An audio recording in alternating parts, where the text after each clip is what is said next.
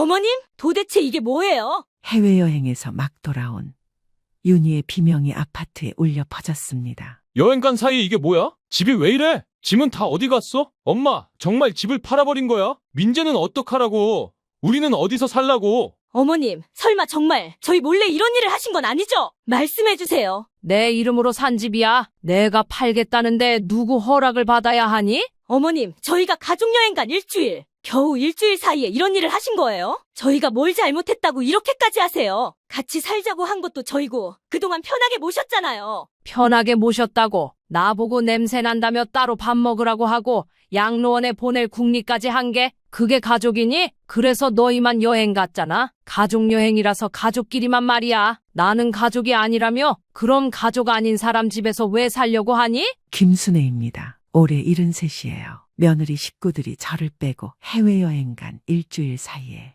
제가 가진 전 재산인 이 아파트를 팔아버리고 고향으로 내려왔습니다. 제가 살아온 73년 동안 가장 마음 아프면서도 통쾌한 순간이었습니다. 도대체 무슨 일이 있었길래 평생 착하게만 살던 할머니가 이런 일을 저질렀을까요? 그 이야기를 지금부터 들려드릴게요. 시작 전 구독과 좋아요로 격려 한번 부탁드립니다. 그 이야기를 지금부터 들려드릴게요. 저는 전라도 여수의 작은 시골 마을에서 평생을 농사짓고 살았어요. 논 5마지기와 남편이 남기고 간 적금 통장. 그게 제 전부였거든요. 그래도 시간이 지나니까 땅값이 많이 올라서 이제 남은 여생은 편하게 살 수 있겠다 싶었어요. 제 아들 대호는 대학을 마치고 서울에 취직한 뒤 며느리 윤희와 결혼해서 지금은 자식도 낳고 잘 살고 있었어요. 그런데 어느 날 아들과 며느리가 고향으로 내려왔어요. 며느리 윤희가 차분한 얼굴로 말하더라고요. 어머님,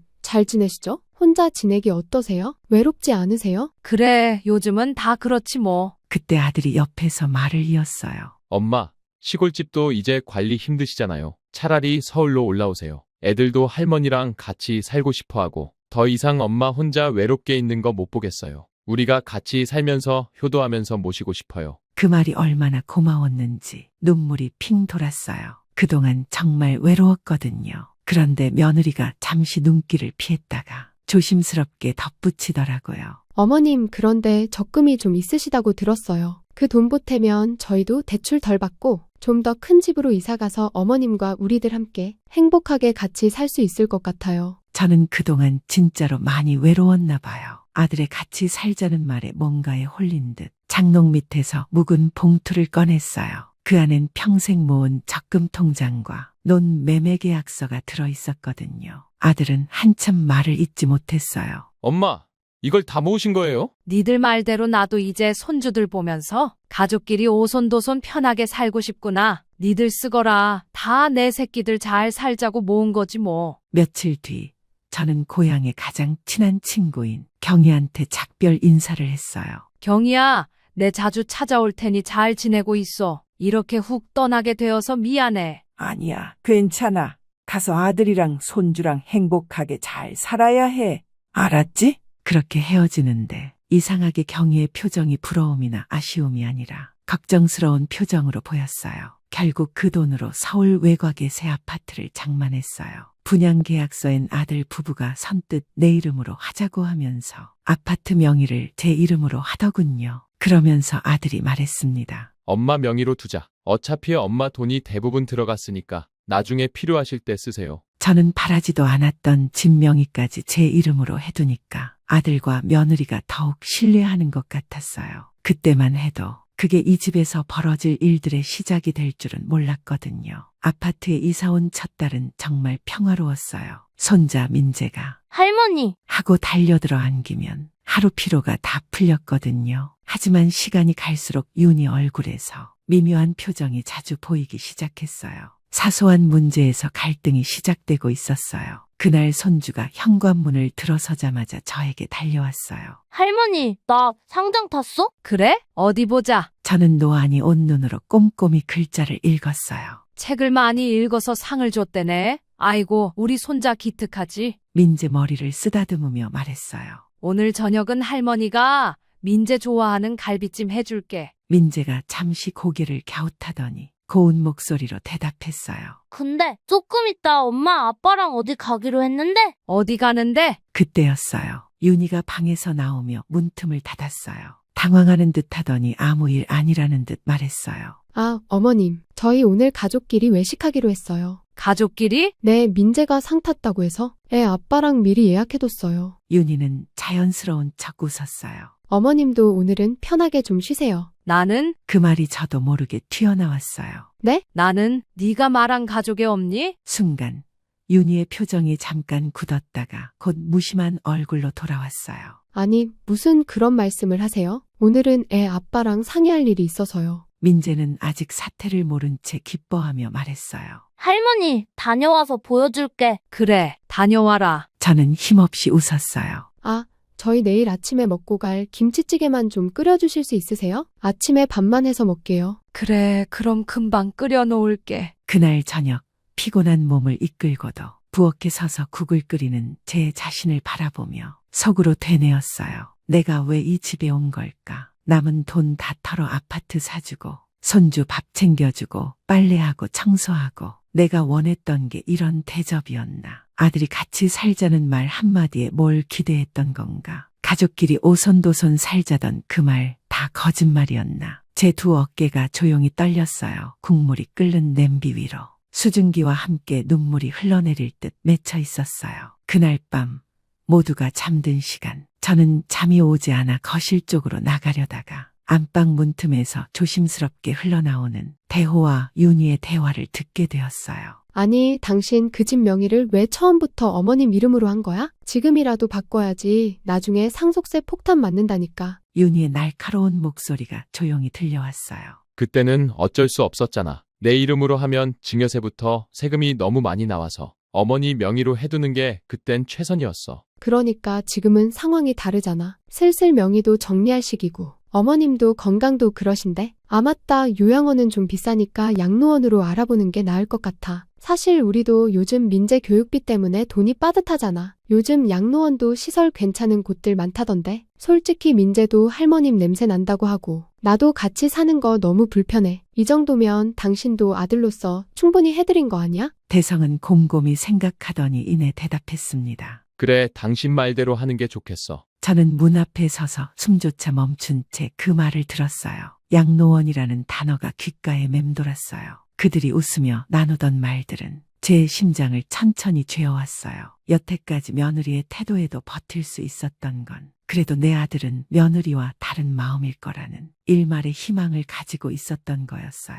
며느리의 어처구니 없는 말에 순순히 동조하는 아들에게 하늘이 무너지는 듯한 기분을 느꼈고 숨조차 쉴 수 없었어요. 저는 천천히 돌아서 방으로 들어갔어요. 불을 켜지 않고 어둠 속에 조용히 앉았어요. 무언가 마음 안쪽에서 툭 하고 부서지는 소리가 났어요. 그건 참을 수 없을 정도로 조용했고 그래서 더 크게 아프게 울렸어요. 그날 밤 이후 저는 며칠 동안 아무 말도 하지 않았어요. 밥을 지으면서도 청소를 하면서도 손자의 옷을 개면서도 입을 꼭 다문 채 조용히 움직였어요. 하지만 그 침묵 속에서는 조용한 결심이 자라고 있었어요. 무언가가 서서히 굳어지고 있었고 그건 더는 물러설 곳이 없는 사람의 단단한 마음이었어요. 그런데 다음 날 이상한 일이 벌어졌어요. 저는 거실 정리를 하다 민재와 윤희의 대화를 우연히 듣게 되었어요. 민재가 방 안에서 신나게 얘기하고 있었어요. 엄마 나 진짜 기대돼. 할머니랑 비행기도 타고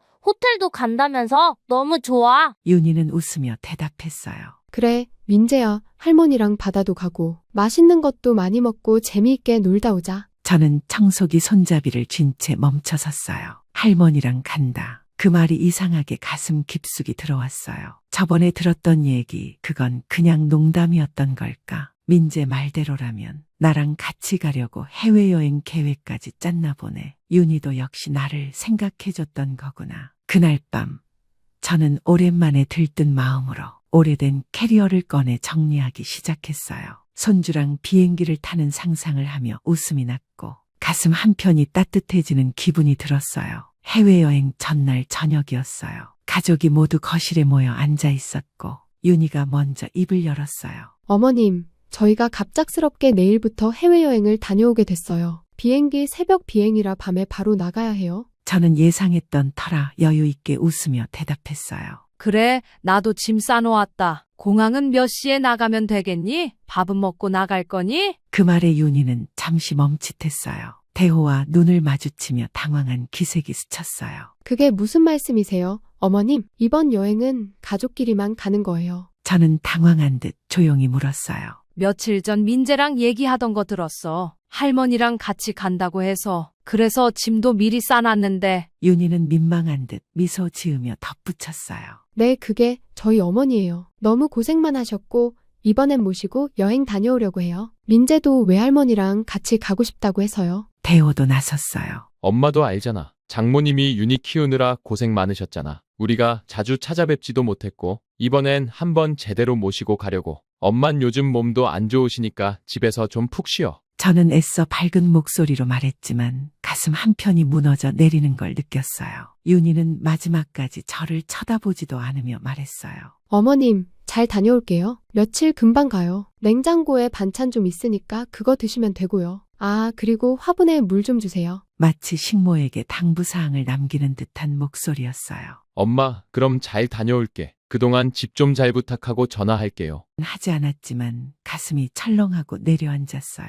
마치 높은 절벽에서 떨어지는 듯한 기분이었거든요. 그동안 마음 한구석에서 애써 외면해왔던 진실이 이제는 피할 수 없는 현실로 다가왔어요. 그 전에 우연히 들었던 아들과 며느리의 깊은 밤 대화들 모두 사실이었던 거죠. 어머니 명에 언제까지 둘 거야? 세금 문제도 있고 양로원 비용 알아봤는데 생각보다 괜찮더라. 저는 가족이길 바랐고 사랑받는 어머니이고 할머니이길 간절히 바랐지만 현실은 참혹했어요. 이 집에서 제 역할은 식사를 준비하고 빨래를 하고 청소를 하는 조용한 식모였을 뿐이었어요. 아파트를 구입하기 위한 명의상 도구였고 무료 가사도우미였던 거죠.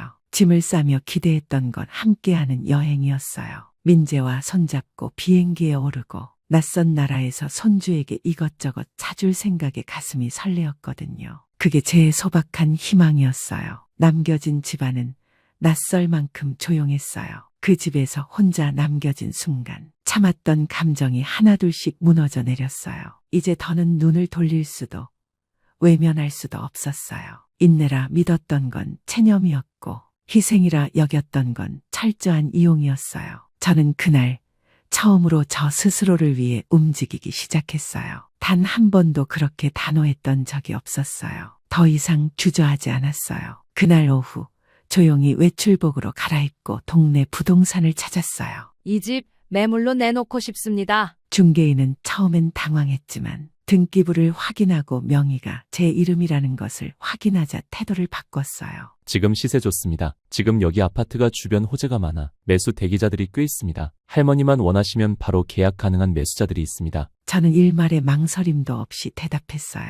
빠르면 빠를수록 좋습니다. 최대한 빨리 계약해 주세요. 며칠 뒤 집은 예상보다 훨씬 빠르게 매매 계약이 성사되었어요. 구입자는 외국계 회사에 다니는 부부였고 입주도 급하다고 했어요. 한 달 이내로 이사 가능하실까요? 라는 질문에 저는 주저없이 고개를 가로저으며 단호하게 대답했어요. 아니요. 중개비를 더 많이 드릴 테니 그보다 더 빨리 진행해 주세요. 계약이 끝나고 돌아온 집안은 더 이상 가족의 공간이 아니었어요. 저는 묵묵히 짐을 정리했어요. 박스마다 거실, 부엌, 민재방이라 적힌 글자가 무언의 작별 인사처럼 보였어요. 제 방에는 마지막으로 작은 손가방 하나를 남겨두었어요. 그 안에는 여권, 통장, 처방약 그리고 민재가 어릴 때 그려준 할머니랑 나란히 앉은 그림 한 장이 있었어요. 짐을 정리하면서 이상하게 마음이 평온했어요. 70년 넘게 살면서 이렇게 확신에 찬 결정을 내린 적이 있었나 싶었어요. 서랍 속에서 나온 옛날 사진들을 보니 한때는 정말 행복했던 때도 있었구나 하는 생각이 들었어요. 아들이 어릴 때 제 등에 엎여서 웃고 있는 사진, 처음 며느리가 인사하러 왔을 때 어색하게 웃던 모습, 민재가 태어나서 제가 안고 있던 사진들, 그 모든 기억들이 이제는 남의 일 같았어요. 사진들을 차곡차곡 박스에 넣으면서 생각했어요. 그때는 정말 가족이라고 생각했는데 언제부터 이렇게 된 걸까? 아니면 처음부터 저만 혼자 가족이라고 착각했던 걸까? 부엌 정리를 하면서 가장 마음이 아팠어요. 제가 정성스럽게 만든 김치, 된장, 민재가 좋아한다며 정성껏 끓였던 갈비찜 냄비. 이 모든 것들이 이제 필요 없어지는 거구나. 거실 소파에 앉아서 마지막으로 이 집을 둘러봤어요. 제 돈으로 산 집이지만 정작 제가 편안했던 곳은 작은 방 하나뿐이었어요. 거실도 부엌도 모두 저에게는 일하는 공간이었을 뿐이었구나. 그때 문득 고향 여수가 그리워졌어요. 바닷바람이 불어오고 정겨운 사투리가 들리고 진짜 저를 아는 사람들이 있는 그곳이요. 경희가 그때 왜 그런 걱정스러운 표정을 지었는지 이제야 알 것 같았어요. 아마 이런 일이 일어날 걸 예상했던 것 같아요. 오랜 친구의 직감이었나 봐요. 그날 밤 저는 경희에게 전화를 걸었어요. 여보세요, 경희야. 나야, 순애야. 어머, 순애야, 잘 지내고 있었어? 근데 목소리가 왜 그래?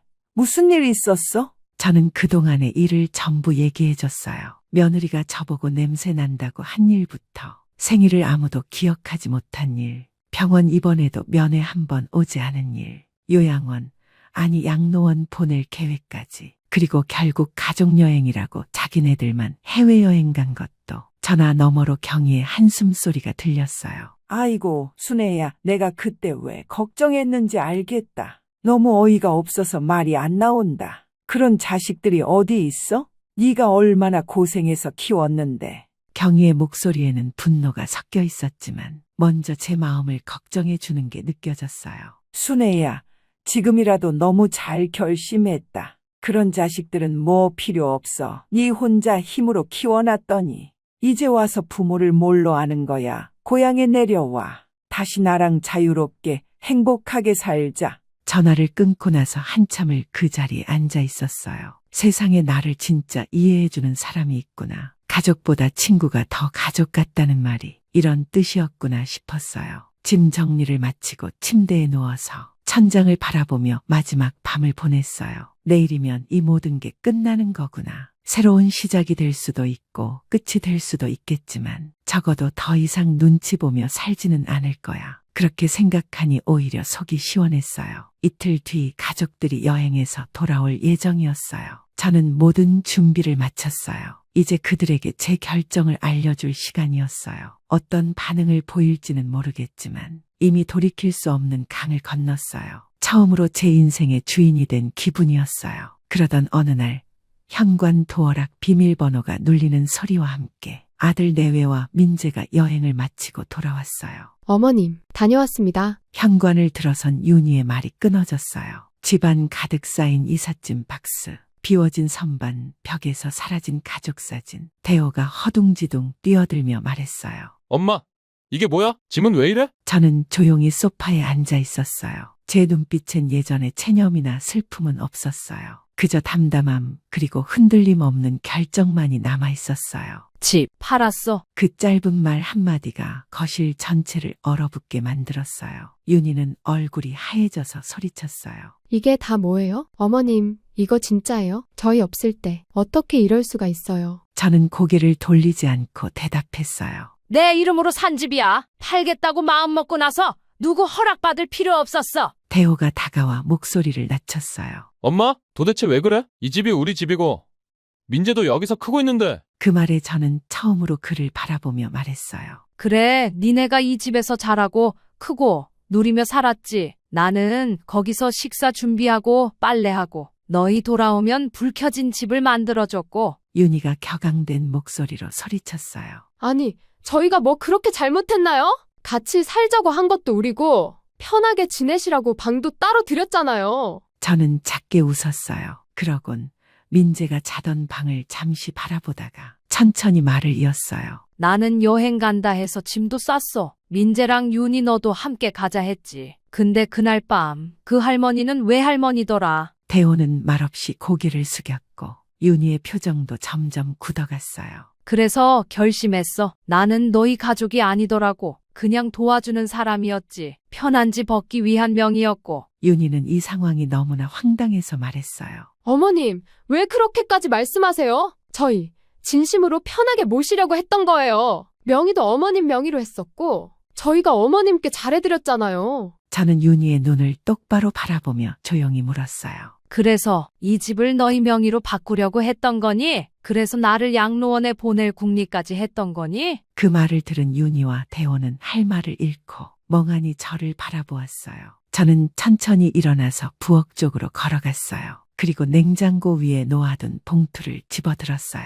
이게 뭔지 알아? 저는 봉투를 흔들어 보였어요. 안에서 열쇠 소리가 딸랑거렸어요. 집 열쇠야. 새 주인이 다음 주에 이사 온다고 하더라. 그러니까 너희들도 빨리 짐 싸서 나가야 할 거야. 어머님, 지금 뭐 하시는 거예요? 이게 말이 돼요? 말이 안 된다고? 뭐가? 저희가 언제 어머님을 가족 취급 안 했나요? 같은 집에서 살면서 밥도 같이 먹고 명절 때 친척들도 다 모시고. 윤희의 뻔뻔한 말에 저는 어이가 없어서 웃음이 나왔어요.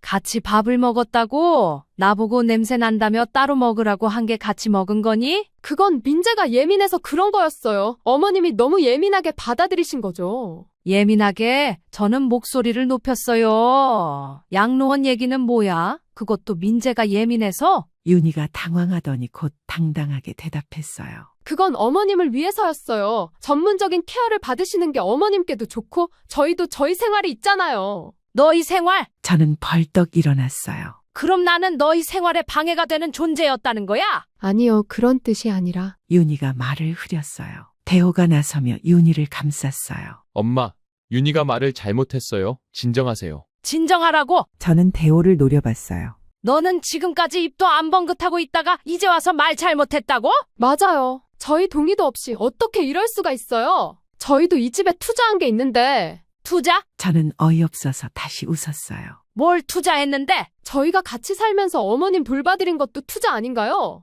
시간과 노력을 쏟은 거잖아요. 그 말을 듣는 순간 저는 정말 화가 치밀었어요. 돌봐줬다고? 내가 너희를 돌봤지?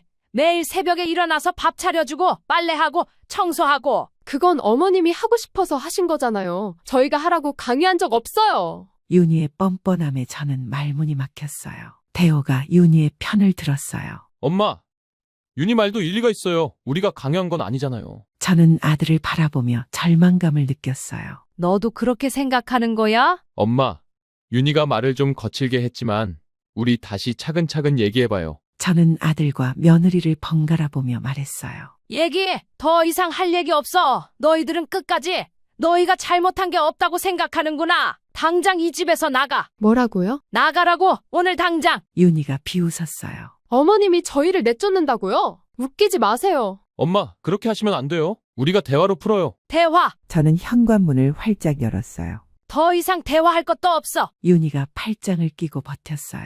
안 나가요. 여기 저희 집이기도 해요. 너희 집? 저는 등기부를 흔들어 보였어요. 여기 내 이름으로 되어 있어. 하지만 저희가 함께 살고 있잖아요. 이제 안 살아. 이제 내가 너희를 버릴 거야. 민재가 무서워하며 울기 시작했어요. 할머니, 무서워요. 잠시 마음이 아팠지만 저는 단호하게 말했어요. 민재야, 할머니는 이제 다른 곳에서 살 거야. 너희들도 다른 집을 구해야 해. 윤희가 마지막으로 소리쳤어요.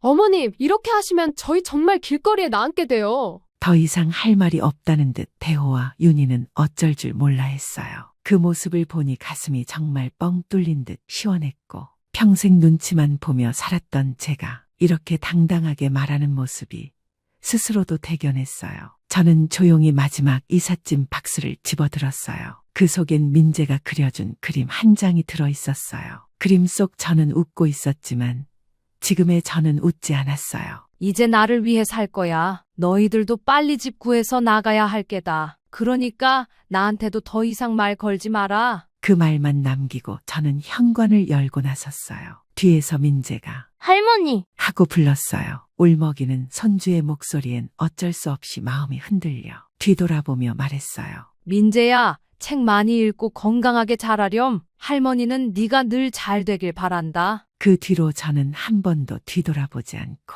천천히 단단하게 걸어나갔어요. 70년 넘게 살면서 이렇게 당당했던 적이 있었나 싶었어요. 무거웠던 어깨가 이상하게 가벼워졌고 가슴 속에서 뭔가 뜨거운 게 올라왔어요. 분노도 아니고 슬픔도 아닌 해방감이었을까요? 아니면 진짜 자유를 맛보는 기분이었을까요? 어쨌든 저는 그날 진짜 제 인생을 시작하기로 했어요. 고향 여수에 도착했을 때 저는 하늘을 올려다보았어요. 짙은 구름 사이로 햇빛이 스며 있었고 그 아래엔 고향 특유의 느릿한 공기와 익숙한 사람들, 그리고 오래된 시장의 소란스런 소리까지 그대로였어요. 아, 돌아왔구나. 그래, 내가 있을 곳은 여기구나. 저는 마을 어귀에 작은 단층집을 얻었어요. 세가는 많지 않았지만 햇빛이 잘 드는 창과 텃밭이 마음에 들었어요. 며칠 뒤 오랜 친구 경희가 김치와 된장을 들고 찾아왔어요. 아따,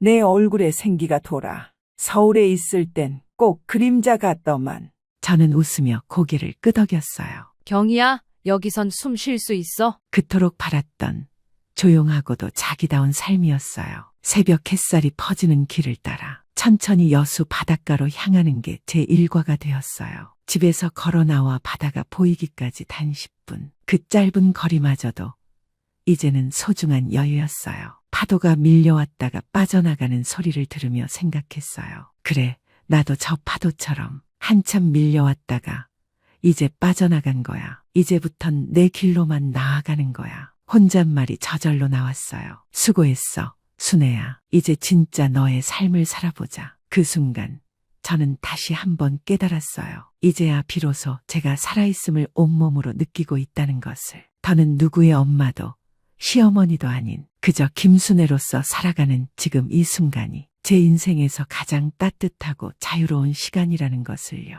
그러던 어느 날 낯익은 발걸음 소리가 마당을 지나 대문 앞에 멈췄어요. 저는 창 너머로 고개를 들었어요. 엄마, 나야. 대호는 혼자였어요. 말없이 앉은 그 얼굴엔 피곤과 후회가 엉켜 있었어요. 3개월 전과는 확연히 다른 초췌한 모습이었어요. 요즘 우리 가족 장모님 댁에 들어갔어. 당분간만 지내자고 했는데 막상 들어가니까 내가 너무 눈치가 보이더라. 저는 묵묵히 들었어요. 윤희도 예전 같지가 않아. 집 없어진 것 때문에 나한테 계속 짜증내고 왜 어머니 명의로 했냐고, 왜 미리 막지 못했냐고 하루에도 몇 번씩 그 얘기만 해. 대호의 목소리에 지친 기색이 역력했어요. 민재도 자꾸 할머니 보고 싶대. 같이 살 땐 귀찮게만 굴더니 이제는 제일 찾는 사람이 엄마야. 할머니가 해준 갈비찜 생각난다고. 저는 말없이 아들이 좋아하는 김치찌개를 끓여줬어요. 잠시 후 김치찌개의 구수하고 진한 냄새가 방 안까지 번졌어요. 대호는 한 그릇을 다 먹고는 조금 놀란 듯 고개를 들었어요. 이거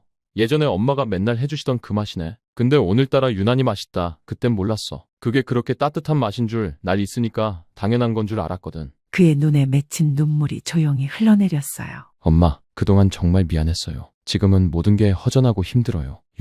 윤희는 지금 상황을 다 내 탓이라고 해요. 본인이 엄마한테 한 짓은 생각도 못하고 이제 와서 어떡하냐고 매일 그런 식이에요. 아들이니까 안쓰럽긴 했어요. 하지만 예전처럼 마음이 쉽게 흔들리지는 않았어요. 그래, 이제라도 알게 됐다면 다행이지. 하지만 대호야, 나는 이제 김순애로 살 거야. 누구의 엄마도 아니고 누구의 시어머니도 아니고 그냥 김순애. 그래도 가끔은 와. 보고 싶을 땐 오고. 그걸로 충분해. 그리고 진짜 효도하고 싶으면 너희끼리 잘 살아. 그게 엄마한텐 제일 큰 효도야. 대호는 고개를 숙인 채 오랫동안 말이 없었어요. 그리고는 조용히 일어서며 저를 바라봤어요. 알겠어요. 엄마, 지금 엄마 표정과 모습 진짜 좋아 보여요. 그때 대호의 눈에 비친 제 모습이 어땠는지 나중에 생각해보니 알 것 같았어요. 그동안 한 번도 본 적 없는 진짜 평온한 표정의 엄마였을 거예요. 눈치 보지 않고 비위 맞추려 하지 않고 그저 제 자리에서 제 마음대로 살고 있는 그런 엄마의 모습을 처음 본 거였을 거예요. 그 말 속에 담긴 의미를 저는 알 수 있었어요.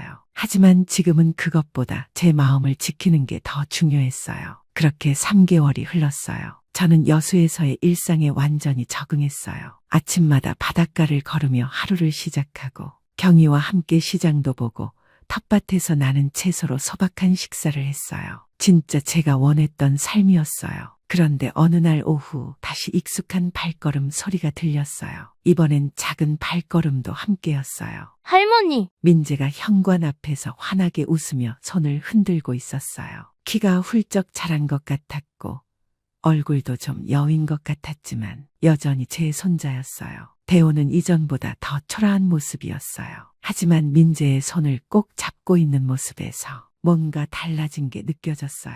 할머니 저 왔어요. 민재야, 할머니 보러 왔구나. 민재가 제게 달려와 안겼어요. 할머니 보고 싶었어요. 할머니가 해주신 갈비찜도 먹고 싶고 할머니랑 같이 텔레비전 보던 것도 생각났어요. 그 순간 가슴이 뭉클했지만 저는 조심스럽게 물었어요. 엄마는? 대호가 고개를 숙였어요. 헤어졌어요. 아니, 윤희가 떠났어요. 대호는 잠시 말을 멈췄다가 천천히 말을 이었어요. 윤희가 계속 그러더라고요. 집도 없어졌는데 어떻게 살라고 하냐. 당신 어머니 때문에 이렇게 됐는데 책임져라. 나는 이런 식으로 못 살겠다고. 하루에도 몇 번씩 그런 얘기만 하더라고요. 그래서 민재 앞에서도 그랬니? 네, 민재가 엄마 왜 할머니 욕해? 라고 물어봐도 윤희는 할머니 때문에 우리가 이렇게 살게 됐다고 그런 말을 계속 하더라고요. 대호의 목소리가 작아졌어요. 결국 윤희는 당신이랑은 더 이상 못 살겠다. 돈도 없고 집도 없는 사람이랑 뭘 어떻게 하라고 하냐며 민재 두고 친정으로 가버렸어요. 대호는 잠시 말을 멈췄다가 솔직하게 말을 이었어요. 솔직히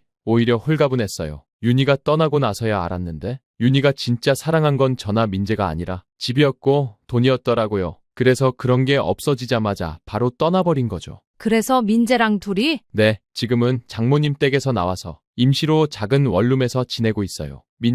민재는 할머니 보고 싶다고 계속 보채서. 저는 민재를 바라봤어요. 아이는 제 품에서 할머니 집에서 살면 안 돼요? 라고 조용히 물었어요. 순간 마음이 흔들렸어요. 하지만 이번엔 쉽게 결정할 수 없었어요. 그동안 경험한 일들이 있었으니까요. 민재야, 할머니 생각할 시간을 좀 줄래? 네. 대호가 말했어요. 엄마, 저희가 부담이 되는 거 알아요. 그동안 엄마한테 얼마나 상처를 드렸는지도 알고요. 그래서 함부로 부탁드릴 수도 없고. 하지만 민재가 정말 할머니만 찾아요. 밤에 잠들기 전에도 할머니 얘기만 하고 할머니가 해준 음식 생각난다고. 저도 엄마 없으면 정말 힘들 것 같아요. 저는 한참을 생각했어요. 이 집은 제가 처음으로 온전히 제 것이라고 느끼는 공간이었어요. 아무도 눈치 보지 않고 제 마음대로 살 수 있는 곳이었고요. 하지만 대호야, 네, 엄마. 이번엔 다를 거지? 네, 엄마가 해주시는 모든 것들이 얼마나 소중한지 이제 알아요. 당연한 게 아니라는 것도. 그리고 민재도 이제 많이 컸으니까 엄마께 폐 끼치지 않도록 가르칠게요. 저는 민재를 다시 바라봤어요. 아이가 제 눈을 똑바로 보며 말했어요. 할머니 이번엔 정말 착하게 할게요. 할머니 도와드릴 수 있는 것도 많이 배웠어요. 그 말을 들으니 마음이 많이 누그러졌어요. 그럼 조건이 있어. 네, 말씀하세요. 나는 이제 김순애야. 너희들의 편의를 위한 사람이 아니라 내가 하고 싶을 때 해주는 거고 내가 하기 싫으면 안 하는 거야. 그리고 내 시간, 내 공간은 존중해줘야 해. 당연하죠, 엄마. 그리고 언제든 내가 혼자 있고 싶다고 하면 문제 제기하지 말고 받아들여야 해. 알겠습니다. 저는 민재에게 물었어요. 민재야, 할머니 말 잘 들을 수 있겠어? 네, 할머니. 그제야 저는 작은 미소를 지었어요. 그럼 들어와서 짐부터 정리하자. 민재가 환하게 웃으며 뛰어들었고 대호도 깊게 인사했어요. 이번엔 달랐어요. 저는 더 이상 누군가의 뒤에서 조용히 뒷바라지하는 사람이 아니었어요. 당당하게 제 조건을 내세우고 제 원칙을 지키면서도 가족을 받아들일 수 있는 사람이 되었어요. 해질 무렵 저는 바닷가로 나갔어요. 민재가 할머니 같이 가도 돼요? 라고 물었을 때 저는 그래, 같이 가자. 라고 말하며 민재의 손을 잡았어요. 민재는 와. 라고 좋아하며 제 손을 꼭 잡고 함께 바닷가로 향했어요. 바다를 보며 생각했어요. 이게 진짜 가족이구나. 서로를 존중하고 서로의 경계를 인정하면서도 사랑할 수 있는 혼잣말이 저절로 나왔어요. 잘하고 있어, 순애야. 이제야 진짜 내가 원하는 방식으로 사는 거야. 73년을 살아오면서 이제야 배운 것이 있다면 진정한 가족은 서로를 존중하고 배려할 줄 알아야 한다는 것이었어요. 그리고 무엇보다 나 자신을 가장 먼저 사랑해야 한다는 것이었어요. 지금 저는 더 이상 혼자가 아니고 진정으로 행복해요. 너무나 자유롭고 평온하고 단단해졌어요. 73세 시작한 새로운 인생. 누군가는 늦었다고 하지만 전혀 늦지 않았어요. 오히려 지금 이 순간이 제 삶의 진짜 시작이에요. 내일도 어김없이 새벽에 바닷가를 걸을 거예요. 그리고 또 하루, 제가 하고 싶은 하루를 살 거예요. 김순애로서 말이에요. 이 순간이 제 인생에서 가장 평온하고 아름다운 시간인 것 같아요. 여기까지 제 이야기를 들어주셔서 감사해요. 혹시 위로나 공감이 되셨다면 좋아요와 구독 부탁드려요. 그리고 댓글로 제 행동에 대해 잘했다고 생각하시는지 의견을 적어주세요. 마지막으로 여러분께 말씀드리고 싶은 건 여러분도 자신만의 삶을 살아가시길 바래요. 언제든 늦지 않아요. 지금이라도 자신을 위한 삶을 시작하세요. 다음에도 더 좋은 사연으로 찾아뵙겠습니다. 감사합니다.